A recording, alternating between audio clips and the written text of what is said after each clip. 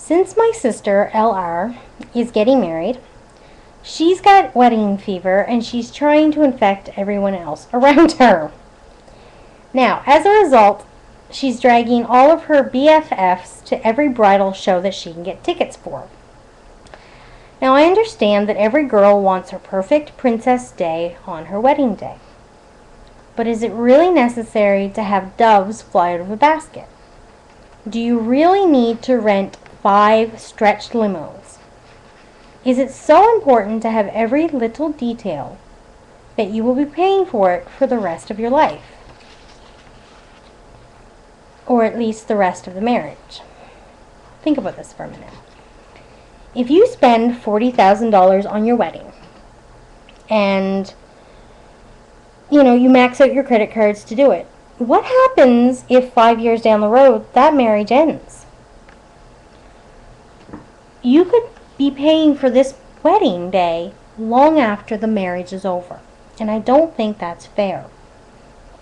And that's why I say save your money now and spend it not on the wedding day, but on making a happy marriage. Here are some of the expenses that are just a little crazy. $940 for a pair of shoes for the bride. Not the bridal party, just the bride. $940. Now, why are these shoes so expensive? Because they're bridal shoes. If you haven't caught on already, anything that has the word bride in it, bridal, wedding, they can charge you 3, 4, 5 times as much as they would if it was just a pair of white shoes. If it was just a pretty pink dress. That's for your bridesmaid, by the way. The point is that we'll get to the point. Just hear me out. So $940 for shoes. $14,000 for a dress. $27,000 to rent a hall. Now that's not the DJ, that's not the food, that's nothing. That is just to rent a room with some tables and some chairs in it. $27,000. $300 or more for your wedding cake. $18,000 for the food. Now I have to say something about the food. For my wedding, we spent under $500 on the food. And everybody was commenting, oh my gosh, like there's so much food. Like, this is the first wedding I've ever gone to that I didn't have to go home and have supper. This is the first wedding I've ever been to that I didn't stop at McDonald's afterwards and grab a bite to eat. Like, people were honestly satisfied and their tummies were full.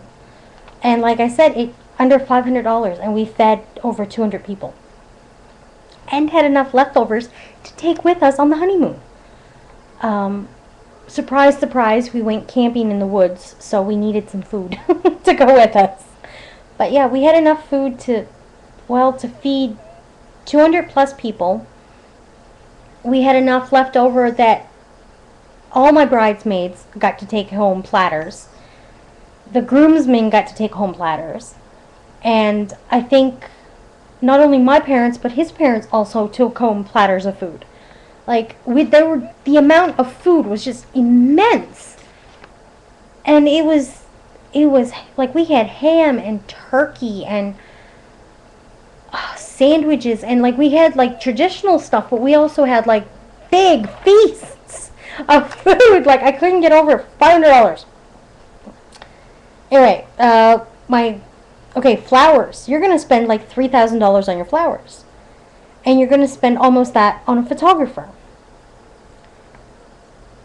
If you're looking for somebody to do your flowers, contact down to the last petal. There's 2 ways to contact the company. Either email down to the last petal at yahoo.com. Or you can email blondie600 at yahoo.com. Or you could even email me and I'll get you in touch with them. my flowers for my wedding, now I happen to be related to the owner of the business, so I got a bit of a discount, but I'll be surprised if it costs you over $700-800 for your entire wedding, for your flowers. Like, the owner of the company, she's amazing, and the flowers are beautiful. They're gorgeous. Now, to save money on a photographer, why not go to your local art school? Ask 3 or 4 students if they would like to photograph your wedding for you. You may even be able to, like, talk to the professor at the local community college even, and just say, like, I'm looking for a couple of students to, you know, act as photographer at my wedding. And, you know, if students were to participate at my wedding, would you be willing to give them extra credit? You may be able to help somebody who's otherwise unable to graduate because they've missed time or something, and have a beautiful, beautiful photo record of your wedding. Just an idea. Anyway, the list of expenses goes on and on, with the average wedding costing around $40,000. Now, I'll let you in on a secret. My entire wedding cost under $2,500 total. That's not $25,000. That's $2,500 total. That is what my entire wedding costs. That was everything: dresses, shoes, hair, makeup, nails, flowers, photographer, food, church, the hall, the venue, whatever you want to call it. And I spent less than $3,000. Like, seriously. Now, how did we do it? First off, we shopped not in bridal boutiques, but everyday stores. Wedding-themed businesses will and do take advantage of their customers. Now, I've actually worked in the bridal industry, and believe me, they do rip you off. That is why I no longer work in the bridal industry. I couldn't do it. I honestly could not stomach people coming in to the shop and spending $3,000 on something that had only cost us $75 to bring into the store. That's not an exaggeration. We honestly sold dresses for $3,000 that we had spent under $100 to purchase in the first place. That is an insane markup. And I know that our store was not the only one that did it. So, like I said, the bridal industry does rip you off. So just be aware of that.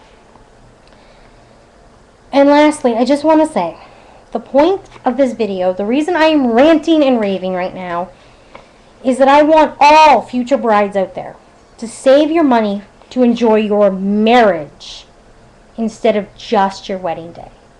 Yes, your wedding day should be a beautiful, meaningful day for you, but not at the expense of a beautiful, meaningful marriage afterwards.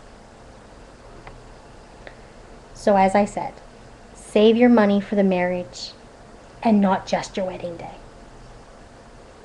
So may the powers that be bless you and your loved ones on your wedding day.